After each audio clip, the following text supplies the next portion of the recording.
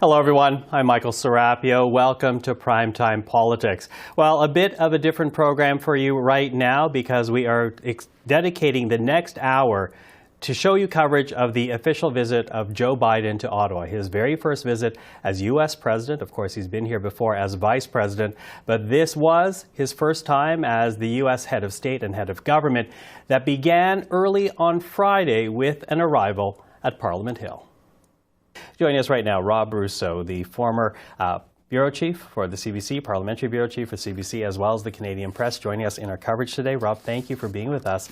Great to be here, Michael. And really what is going to be an important day, and we are going to begin it by seeing the arrival of Joe Biden at Parliament Hill. And in fact, if we take a look at this shot over here, we can see already, this is the Mackenzie entrance to the West Block, where of course Parliament has now moved temporarily as Centre Block is being refurbished. And we will see Joe Biden not that long. He has just left the hotel with his entourage. He'll be making his way up. In fact, I think we are seeing the beginnings of that. Talk to us about the importance of this visit. You know, Joe Biden, Trudeau obviously have gotten on, but there have been tensions recently. Right. So what is the importance of this visit? Well, this is a visit for everybody as we start to see the substantial, lengthy presidential motorcade come on.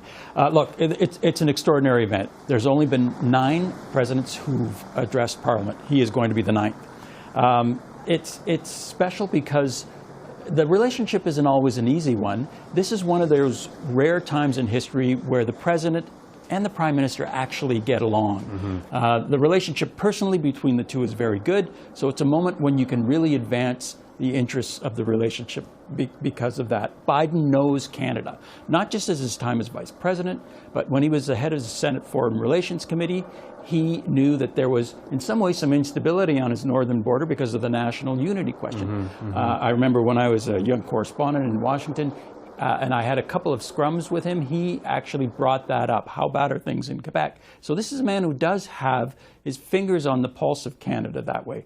Also, both of them could use a boost at home.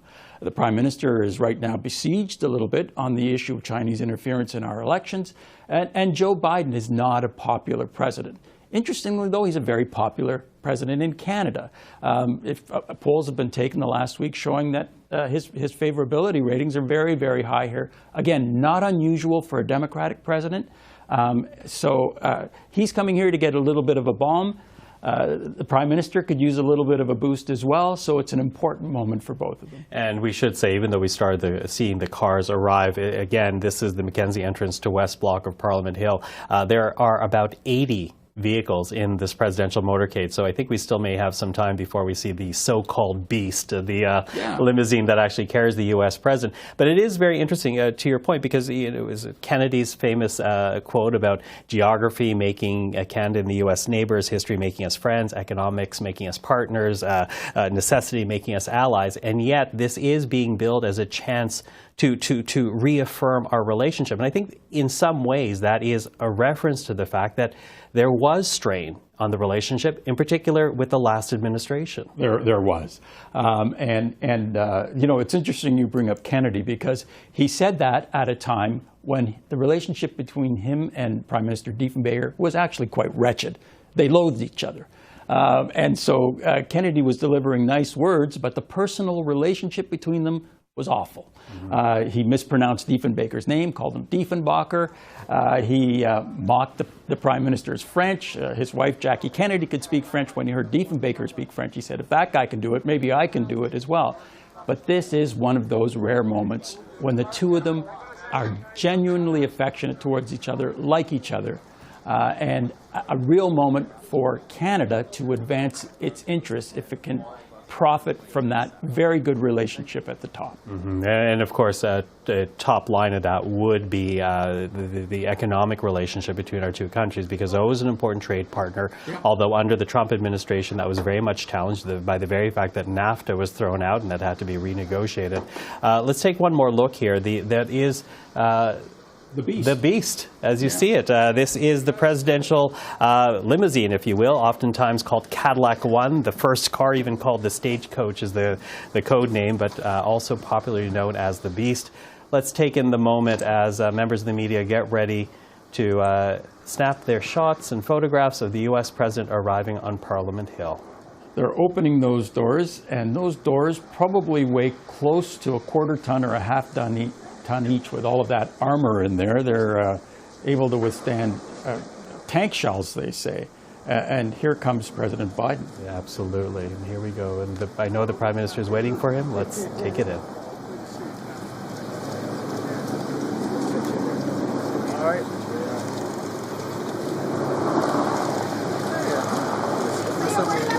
Great to see you all.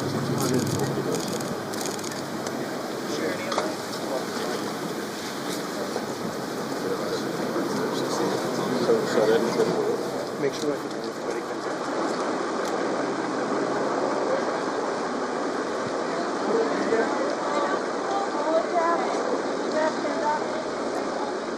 And there you have it, the Prime Minister entering with the President into West Block. Rob, I'm going to get you to stand by here because we do want to bring in Andrew Thompson, CPAC's Andrew Thompson. He's actually inside West Block right now, getting ready ahead of the welcoming party for the U.S. President. Andrew, can you hear Michael right now? Hello. Hello, Hi. Michael. Hi. Listen, paint for us a picture of where you are right now, what the scene is like. Right, Michael. So I'm right here in the foyer of the House of Commons where in a few hours we're going to be hearing the President deliver his address. They are getting the chamber ready because certainly a lot of dignitaries coming along with members of the Senate and Supreme Court justices as well. I'm about 12 paces from that hallway where we're about to see the Prime Minister and the President come up on the red carpet. A lot of vacuuming of that carpet in the time I've been here this morning, and we're about to see them go into a room that's normally used for Liberal caucus meetings where there's going to be a welcoming ceremony, a long line of dignitaries to greet the President. We're going to have party leaders from the House of Commons, Senate leaders, the speakers of both the House and the Senate, as well as other officials as part of that welcoming party. Then we're going to see the President sign 2 official ceremonial guest books, one for the Senate and one for the House of Commons. And then as that ceremonial part of this visit ends, then we're going to see the President get down to business with meetings. And we know he is going to meet the Leader of the Opposition and also hold a bilateral meeting with the Prime Minister before a wider meeting with members of both countries' cabinets. The President has brought the Secretary of State along with the Energy Secretary here to Ottawa. There is a long list of Canadian ministers also scheduled in this meeting, including Finance Minister Chrystia Freeland, Foreign Affairs Minister Melanie Joly, the Minister of National Defence, the Minister of Industry are just among the list of top Canadian ministers who are going to be in that meeting before the President comes back downstairs here into the House of Commons chamber here in West Block at approximately 2 p.m. Eastern, although, as you know, Michael, we are a bit delayed here this morning. A bit delayed, perhaps to be expected as we follow this very busy schedule for the U.S. President. Andrew, thank you. We'll speak again. CPAC's Andrew Thompson in West Block of Parliament Hill. And with that, let's go back to the images on Parliament Hill there. You saw a little bit, as we were speaking to Andrew, you saw a bit of the reception line, the official welcoming committee. And we have now here officials making their way down the hallway. Again, ahead of Joe Biden and Justin Trudeau, we are taking the scene.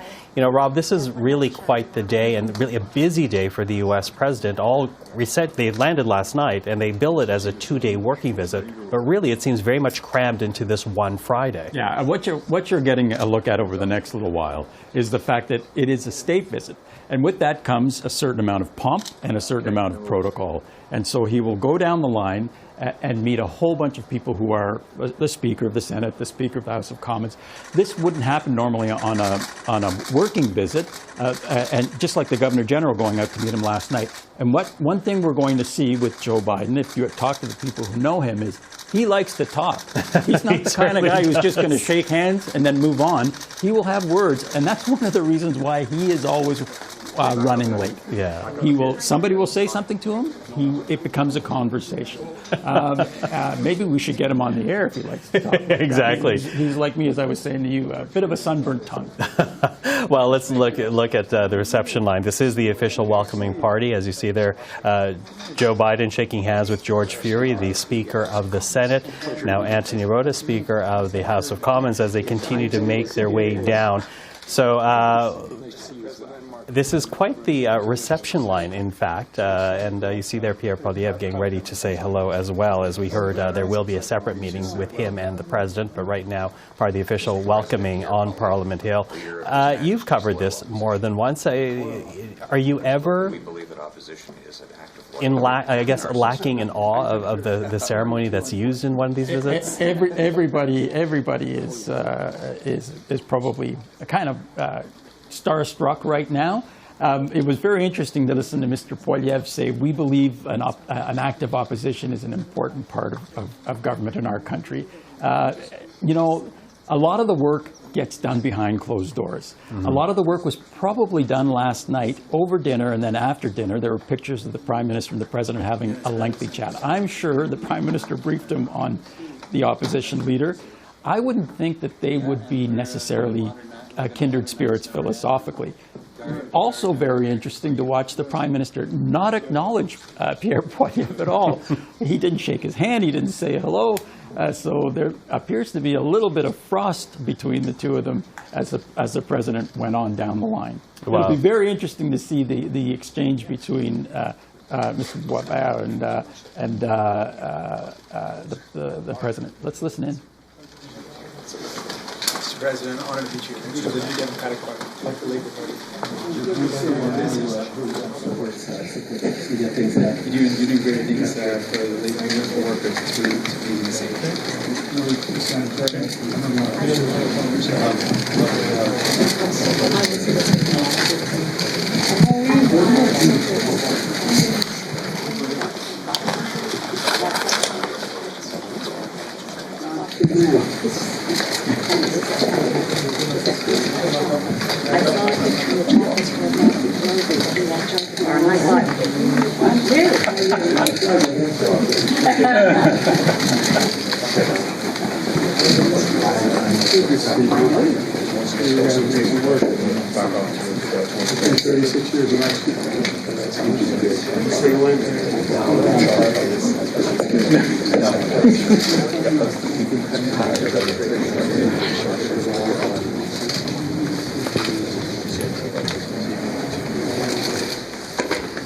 Well, as we continue to watch this welcoming, you were noting the fact how brief the conversation was, Rob, with Pierre Poilievre, the leader of the Conservative Party. He certainly seemed to have more words with Jagmeet Singh, not that long, and then, of course, Elizabeth May, who then gave him a piece by chocolate candy bar. Of course, the chocolate made famous by the Syrian family who fled the war in Syria to resettle in Nova Scotia.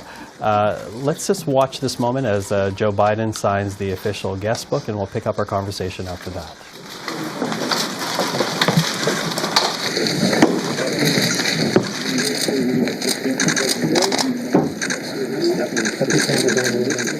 All right.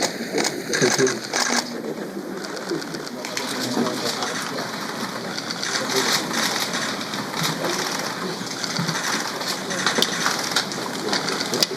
you. Thank you, everybody.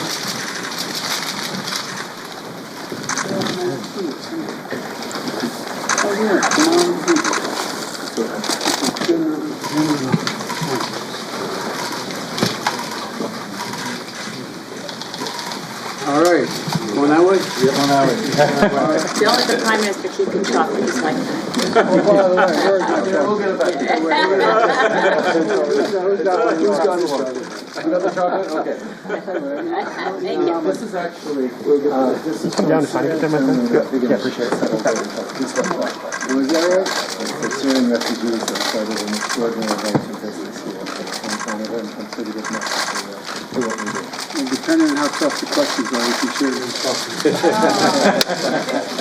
Thank you. Thank you. Thank you all so very, very much.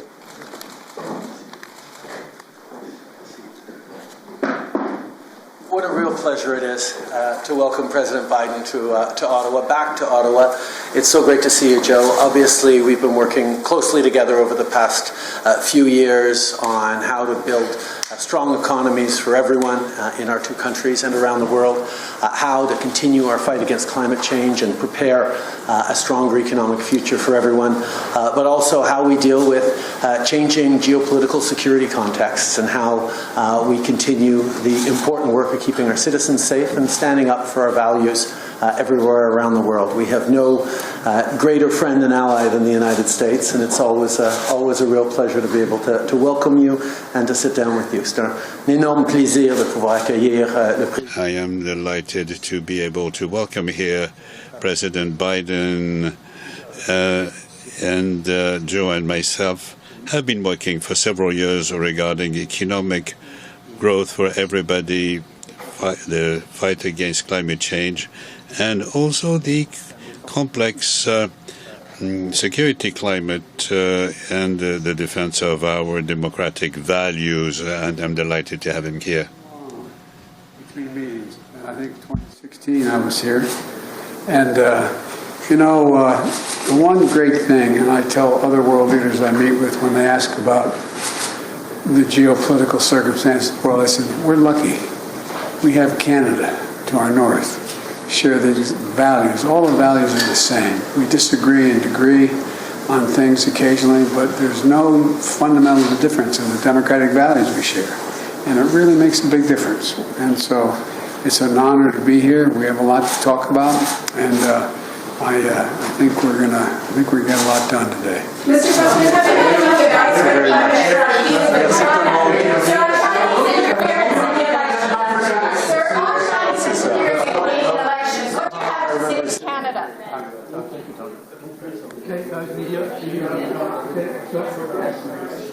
President, any advice for Canada on dealing with China?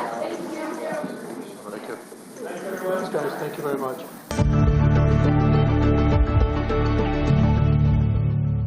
Hello, everyone. I'm Michael Serapio, and welcome back to CPAC's special coverage of the U.S. President's first official visit to Ottawa as the Commander-in-Chief. Of course, Joe Biden having been here before as U.S. Vice President at the end of that time. We are joined once again by Rob Russo, the former Ottawa Bureau Chief for the CBC as well as for the Canadian Press, and David Jacobson, the 22nd United States Ambassador to Canada from 2009 to 2013. Rob, Ambassador, thank you for joining us today. It's great to be here. Now, just to tell people why we're coming back and joining you right now, we are just a few minutes away from a parliamentary address by the U.S. President. As we heard from Rob earlier today, only the 9th time a U.S. President has addressed the Canadian Parliament. A huge list of who's who, not only current parliamentarians, we're also seeing the former Prime Ministers, Joe Clark, as well as Jean Chrétien. Maureen McTeer is there. We also are seeing Ed Broadbent, the former NDP leader. So many people turning out for this speech. And with that, as we wait for it to begin, Ambassador, I'll begin with you right now. What might we hear in this speech from Joe Biden? There's, of course, this history of American presidents giving both the good and the bad, highlighting the relationship, but also underlining the challenges. What might we hear from Joe Biden this time around? Well, let me say first, and when I came up here last night, I started thinking about it. In the United States Embassy here in Ottawa, there is a large rotunda in the center, and there is a marble wall that goes around. And in that marble wall, literally, it's actually granite, carved into the granite wall are the remarks of presidents in speeches to Canadian parliaments, most famous of which is President Kennedy and how we're united by geography. And you know, they may need another wall after today, I guess is what I'm saying. In terms of what we're likely to hear, I think most importantly, we're likely to hear the president emphasizing the relationship that the United States and the American people have with Canada and the Canadian people. It's not perfect. It never was. It never will be. We have a little bit different interests from time to time, but it's an incredibly strong relationship. I've always said that there are no two neighbors anywhere in the world that wouldn't trade their problems for our problems. So you're going to hear about that. You're also going to hear, and I think we've already seen today from the body language and the warmth and the genuine affection that the Prime Minister has, or the President has for the Prime Minister, and vice versa. So that's one set of things. And then on the issues, there are kind of two buckets. There are when the President and the Prime Minister get together, they have a little bit different priorities. The President has the whole world to worry about, and so my guess is the President is going to talk a lot about the situation in the world and how Canada and the United States can work together to address some of those problems, the Ukraine and Russia, China, Middle East. And then there are the list of bilateral issues, which tend to be more zero-sum games. There's a winner and there's a loser. And there, we've heard some news about Wrexham Road and the changing of the agreement so that both countries will be able to return. Yes. Things like that. There are perennial issues, softwood lumber, which has been around forever and will be around forever, and Canadian dairy and some others, Buy America. But I think the focus of the speech is going to be about the relationship and about how Canada and the United States share values around the world and how we can work together. Mm-hmm. You talk about this special relationship, and we know, and this is from third-party research, Pew Research among them, that said at the end of the last administration, very few Canadians or minority Canadians remained to have a positive view of the United States. Where do you think the relationship is right now? I was the ambassador during President Obama's days, and that's probably as good as it can get, okay? He had a, 90% approval rating in Canada. He wished he had as much of an approval rating in the United States. But I think that the President has done a great job of rebuilding this relationship, not just with Canada, but with other allies around the world. The great advantage geopolitically that the United States has globally is its allies. We've got lots of them, Canada being a very, very important one. Some of China, Russia, not so much. And President Obama, who is steeped in foreign policy, who was the chairman of the Foreign Relations Committee for many years, he understands that. And so from the day he got there, he was trying to rebuild this relationship, and I think it's very strong. It is. It's not perfect, never will be, but it's very strong. Mm-hmm. Now, I do want to explain to people at home what's going to happen over the next few minutes, because as we continue our discussion and wait for the speech to actually begin, once Anthony Rota, the Speaker of the House of Commons, goes to the Speaker's throne, we will actually then go to the House. We will be quiet here so we can listen to the speech without commentary, including the introduction being made by Canadian officials, the Prime Minister presumably among them. But as we wait for that moment, so to both the Ambassador and to Rob, forgive me if I cut you off abruptly. We do have the rules that we have to abide by here. But Rob, what are you going to be listening for in particular from this speech? A couple of things. Number one, presidents tend to put their stamp on how they assess their relationship often in these speeches. President Nixon's was a very, very interesting speech, for instance. That was at a time of a lot of economic nationalism in Canada, and Pierre Trudeau the elder, who was Prime Minister, was really wary of that. There was a lot of economic nationalism happening in Canada, and Richard Nixon reassured him and Canadians that we are not here, we don't see you as a branch plant economy, we're not here to try and dictate what happens in your economy, we admire your independence. Again, fascinating speech at an interesting time in our history, because the two men really quite loathed each other privately, and yet there was Richard Nixon making this concession to Trudeau. So where does Joe Biden see Canada in the world and Canada as an ally? I'll be looking for that. The second thing I'll be looking for is often they have an ask of Canada.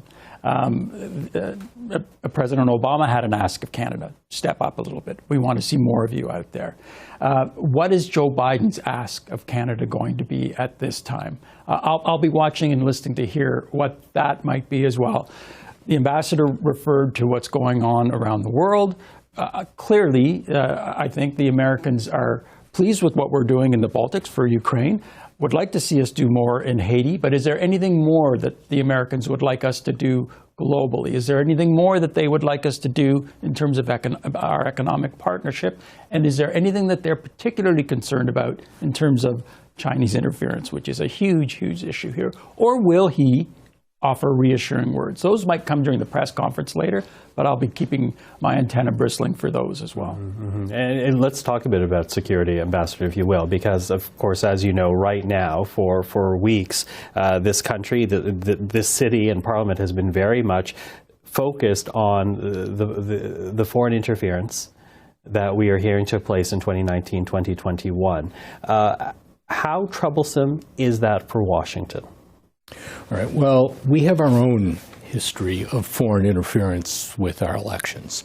And I will say, and this does not differentiate me from most everyone I know, but as someone who loves democracy, that any country that interferes with another country's democratic elections, that's not good. It's worse than not good. Now, I'm not going to get into the internal politics in Canada about, should there be public hearings, how they should address it. I will note that former Governor General David Johnston, who is about as decent a guy as I've ever met and intelligent a guy, is apparently going to be looking into this, and that gives me some confidence. But it's a terrible thing. It shouldn't happen. Both Canada, with respect to its problems, and the United States, with respect to ours, should do our best to get to the bottom of it, and we should do what we can to prevent it from ever happening. Mm-hmm. Beyond the profound, I will ask just a bit of the housekeeping, because, as you know, many Canadians are making I guess an issue the fact that as much as these two leaders like each other, and historically this country is the first stop for a U.S. president, that was not the case. Joe Biden, I think, visited some 19 countries before actually physically coming to Canada. What do you make of that question and that type of, quandary from Canadians? Well, I understand from the Canadian perspective the feeling that, maybe he should have come here sooner. He has met with and talked with Prime Minister Trudeau many times in the last 2.5 years.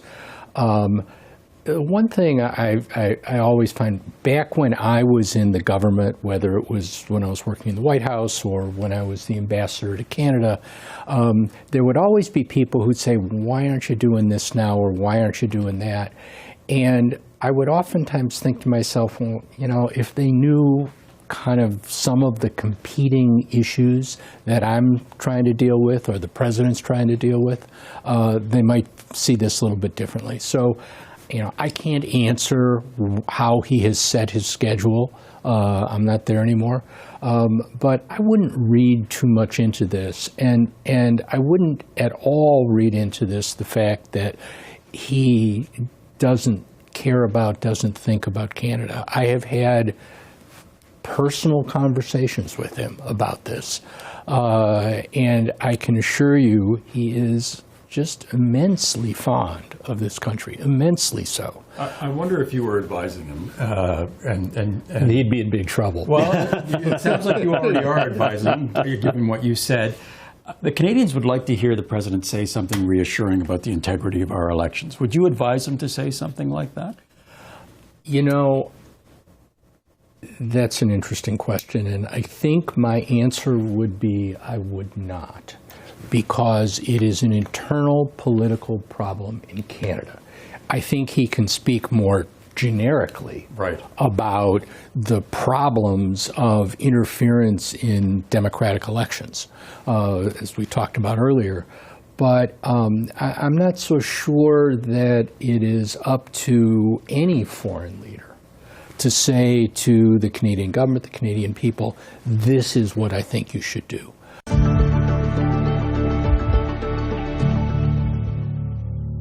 Now, the highlight of the Friday had to be the U.S. President's speech to Parliament, a speech that was attended by dignitaries past and present.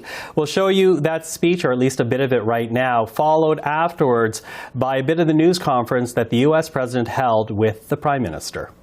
I have to say, I like your teams except the Leafs.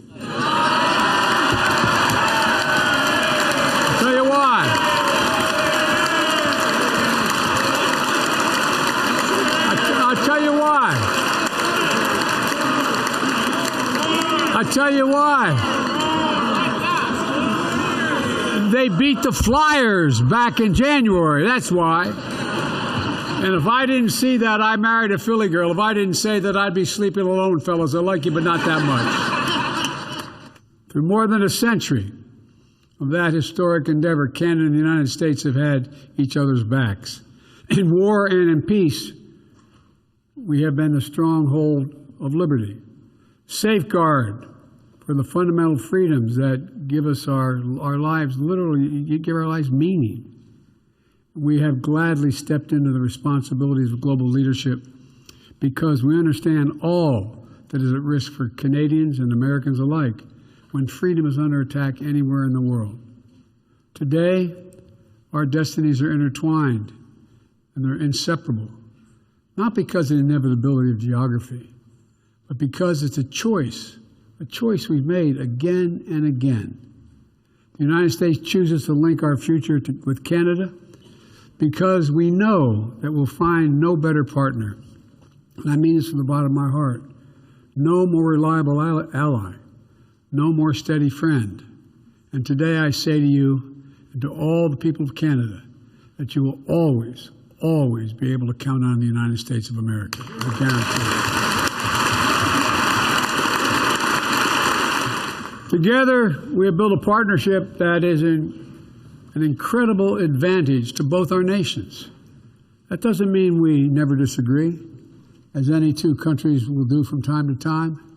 But when we disagree, we solve our differences in friendship and in goodwill, because we both understand our interests are fundamentally aligned.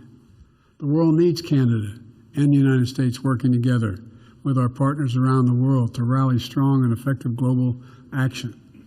Nowhere is that more obvious than our united response to Russia's brutal aggression against Ukraine.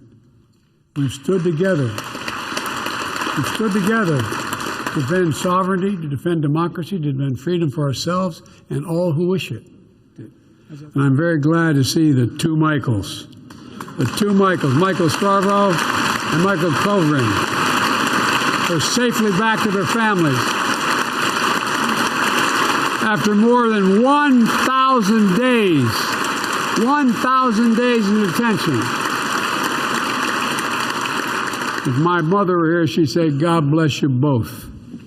Thank you for joining us today, and thank you for having the opportunity to meet you earlier. You know, the incredible diversity that defines each of our nations is our strength. And the Prime Minister Trudeau and I know this is a belief that you and I share. We both built administrations that look like America and look like Canada. I'm very proud. I'm very proud that both of us have cabinets that are 50% women for the first time in history.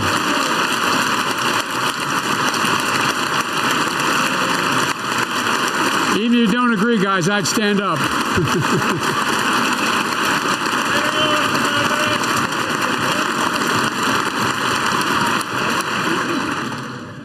We took the lesson from you, because the bottom line is this. We make it easier for historically underrepresented, underserved communities to dream, to create, to succeed. We build a better future for all our people. So let's continue to work. Where there are no barriers, things look better. Where there are barriers to equal opportunity, we got to tear them down. where inequity stifles potential, where we unleash the full power of our people, where injustice holds sway. Let's insist on justice being done. Those are the shared values that imbue all of our efforts, our very democracy, our vitality, and our vibrancy. You know, it's what seems it drives us all. Some places and some persons are kind of forgetting what the essence of democracy is. We have to reach, so what allows us to reach beyond the horizon. Let me close with this. The year after President Kennedy spoke in Canada's Parliament, he delivered a famous speech at Rice University, issuing a challenge for Americans to go to the moon in a decade's time. You remember what he said? You probably do, because we had to learn it when we were in school. We choose to go to the moon in this decade and do other things not because it's easy, but because they are hard. Because that challenge is one that we are willing to accept, one that we're unwilling to postpone, and one which we will win. That speech tapped into something deep in America's character, something powerful, a belief that we can do big things. If you hold a second, just think about it. Turn on the television the last 2 years, whether it's in your country or mine. After 2 years of COVID, people began to wonder, can we still do big things? Big things. We sure in hell can. That confidence,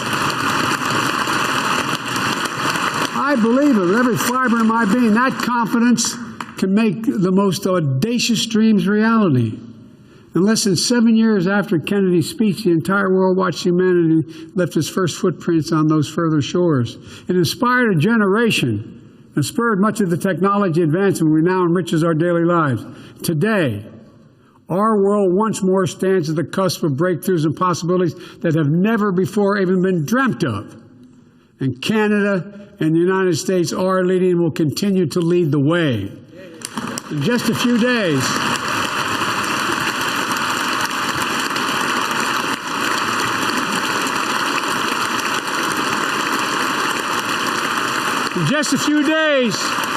NASA's going to announce an international team of astronauts who will crew the Artemis II mission, the first human voyage to the moon since Apollo mission ended more than 50 years ago.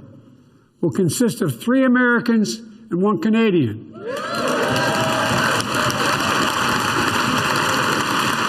We choose to return to the moon together. Together we'll return to the moon. And from there, we look forward to Mars and to the limitless possibilities that lie beyond. And here on Earth, our children who watch that flight are going to learn the names of those new pioneers. They'll be the ones who carry us into the future we hope to build. The Artemis generation. Ladies and gentlemen, we're living in an age of possibilities.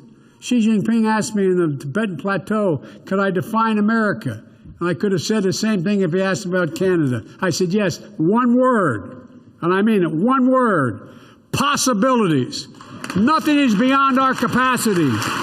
We can do anything. We have to never forget. We must never doubt our capacity. Canada and the United States can do big things. We stand together, do them together, rise together. We're going to write the future together, I promise you. God bless you all, and may God protect our troops. Thank you, thank you, thank you.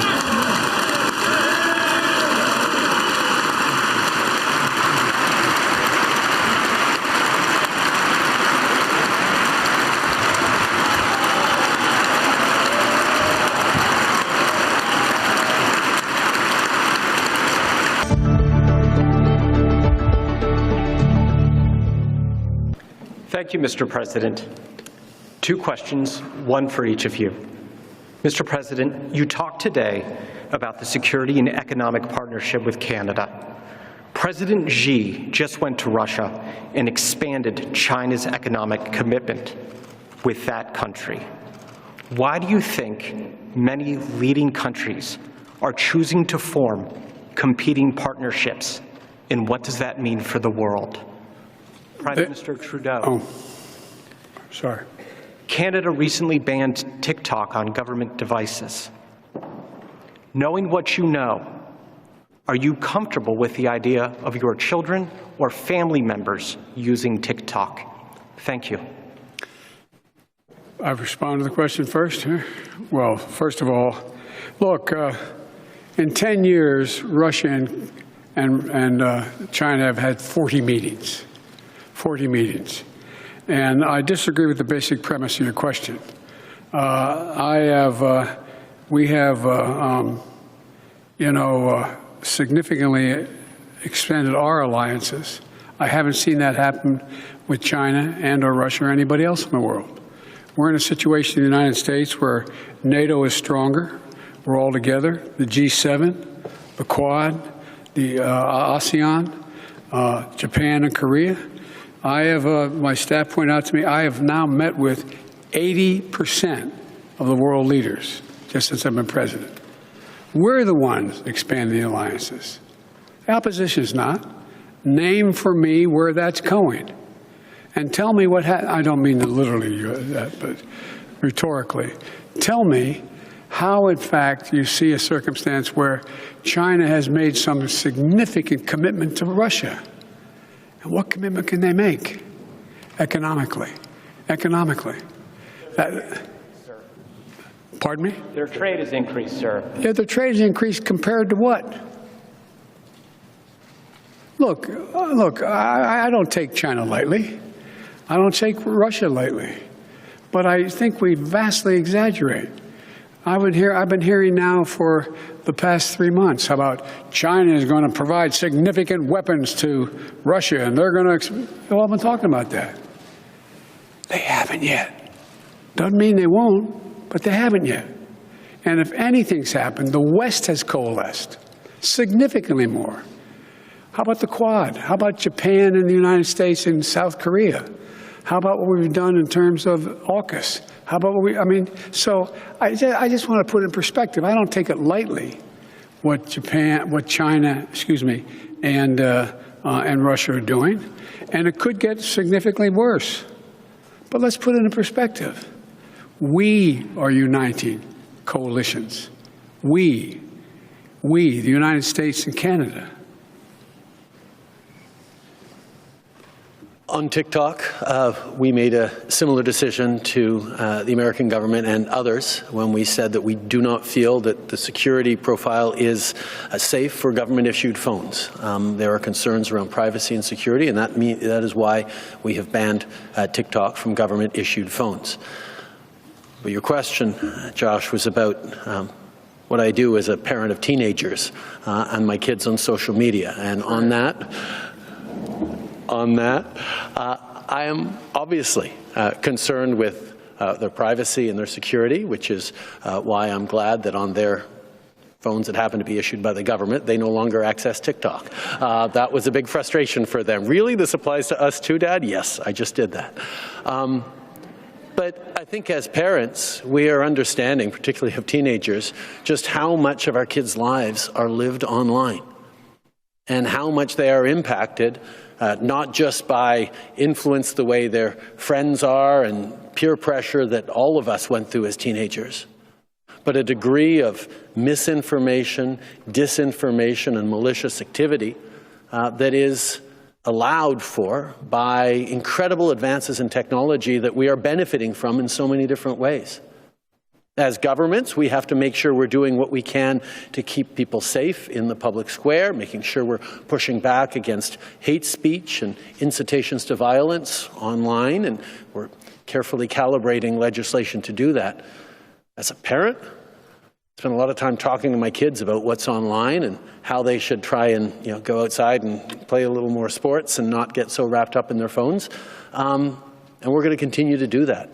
Our concerns around TikTok are around security and access to information that the Chinese government could have to government phones.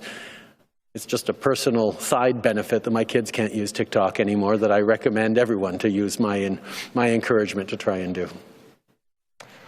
My first question is for the Prime Minister, but Mr. President, feel free to weigh in before my follow-up. Prime Minister, we know that you've appointed a special rapporteur, but with what we've learned about Han Dong's communication with the Chinese Consular General, do you believe he advocated for the delayed release of the two Michaels?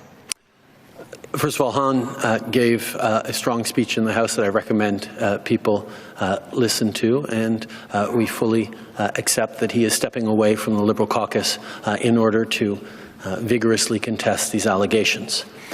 But I do want to take a step back and point out that foreign interference by authoritarian governments like China, Russia, Iran, and others is a very real challenge to our democracies and is absolutely unacceptable. It's why over the past number of years, the President and I have had many conversations about this, and indeed will continue to work together with our democratic allies around the world to keep our institutions and our democracies safe from foreign interference. In 2018, when Canada hosted the G7 in Charlevoix, we actually created the G7 Rapid Response Mechanism to protect our democracies in cases of interference. And we will continue to work together to make sure we're doing everything necessary to protect our democracies, which by definition are more open and therefore more vulnerable to foreign actors trying to weigh in our politics, in our business, in our research institutions, and particularly impact on citizens themselves, which is why over the past years Canada, like our allies around the world, has given itself new, rigorous tools to counter foreign interference. And with the work that our expert rapporteur will do, with the work that our National Security Committee of Parliamentarians will be doing, and other institutions, we will continue to do everything necessary to keep Canadians safe. Nothing to add. Thank you. And Mr. President, when you took office, you canceled the Keystone XL pipeline.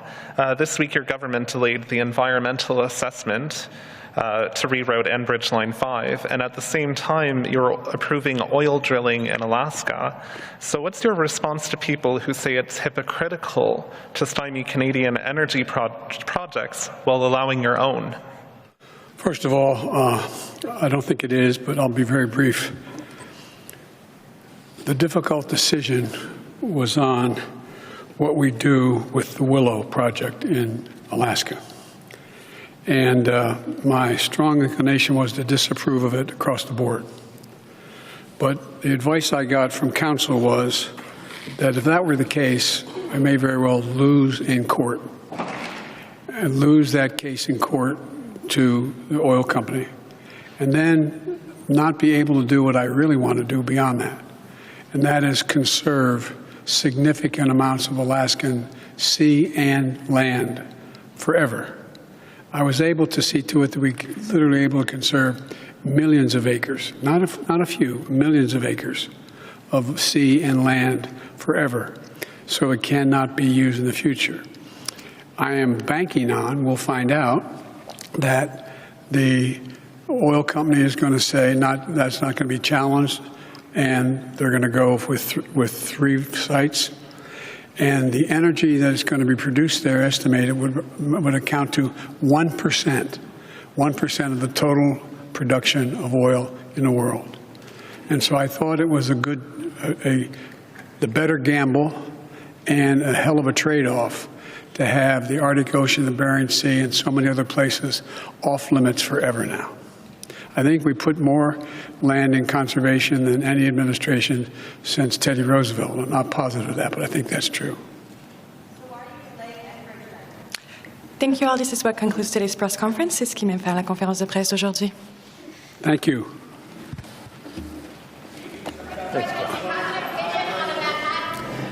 And as they leave the podium, we remind you we've been watching the joint news conference of the Prime Minister and the U.S. President after Joe Biden's address to Parliament this afternoon. And to talk about that and to really wrap up this part of today's coverage, because we are going to take a break before the evening dinner, I want to bring back Rob Russo, former Ottawa Bureau Chief for CBC News, as well as the Canadian Press, and Louisa Savage, the Executive Editor of Growth at Politico. Louisa, Rob, thank you for being here.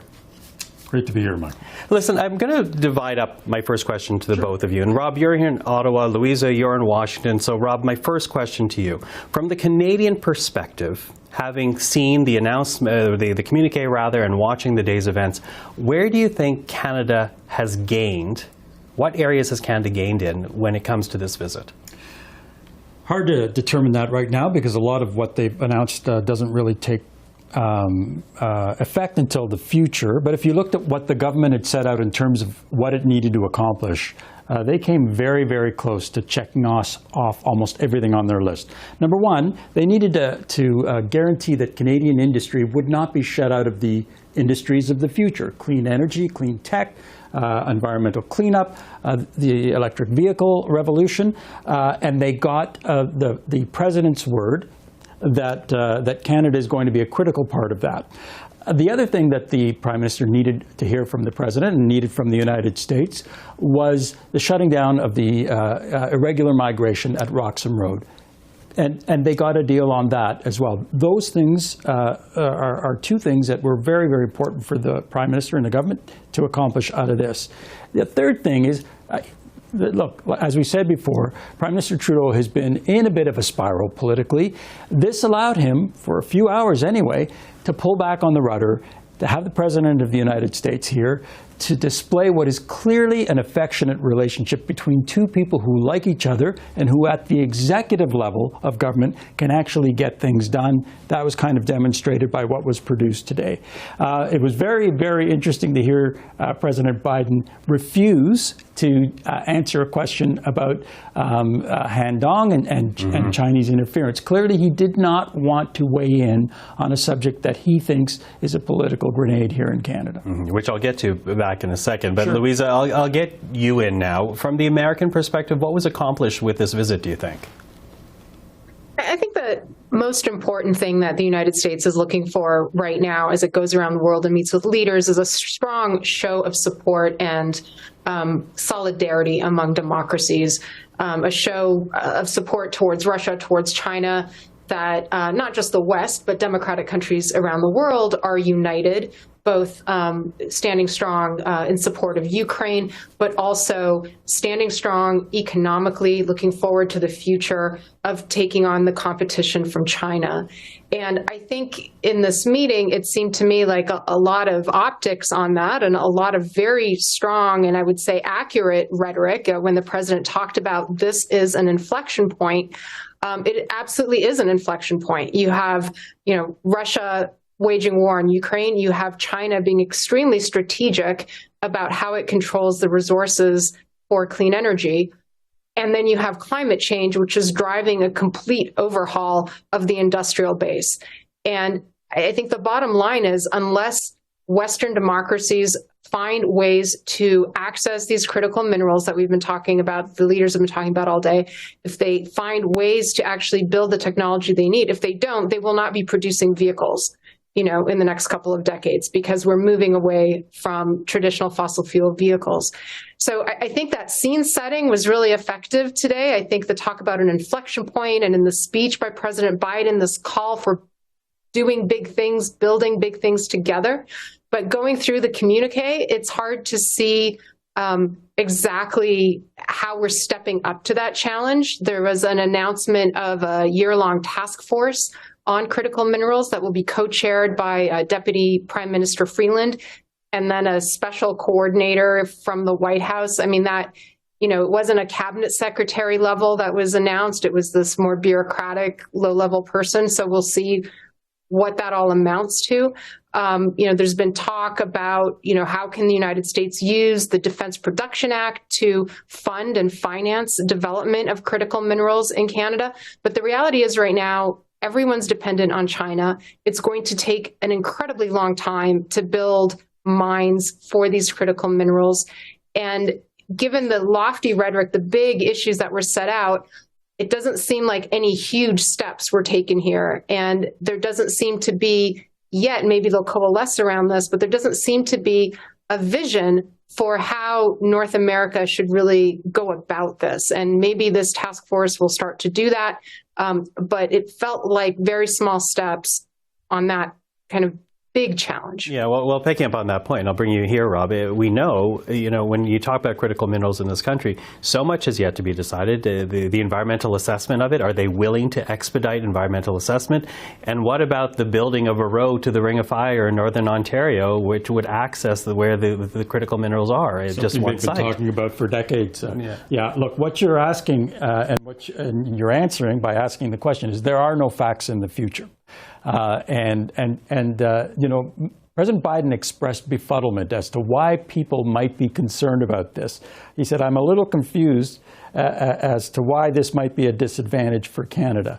Well, I can help him a little bit on that because he prefaced that by saying, as long as I'm president.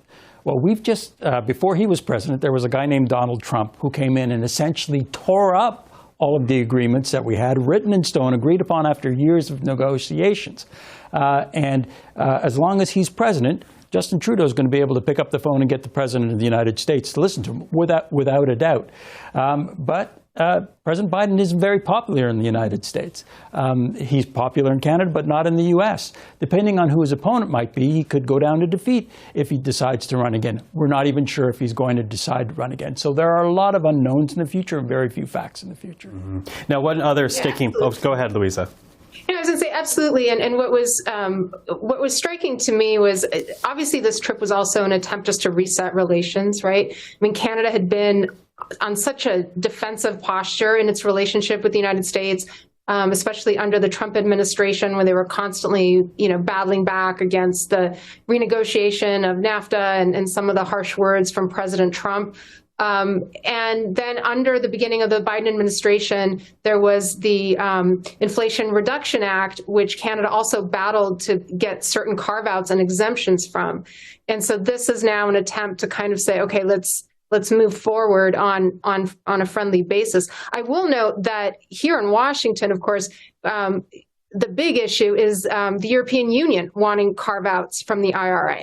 And they're saying, we want the same treatment as Canada. So Canada is perceived as actually having received a really great deal on the IRA that other allies want. So I think the way this issue is portrayed is very different in the United States than it is in Canada. Mm-hmm. Now, I apologize. I'm quickly running out of time here because we're so delayed today, and that news conference went a little bit longer than expected. But, Louise, I do want to pick up with you the subject of Haiti, which Rob and I have been talking about today. Obviously, the United States, we heard it from Antony Blinken when he came last year, wants Canada to lead some type of multilateral mission to Haiti to stabilize that country.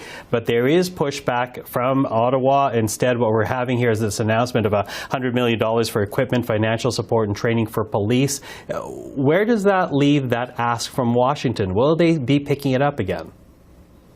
I mean, we'll have to see. I think the bigger question here for the United States is they're looking around the world and they're saying the world has changed, right? I mean, Russia is resurgent. China is not the China we thought it was just 10 years ago.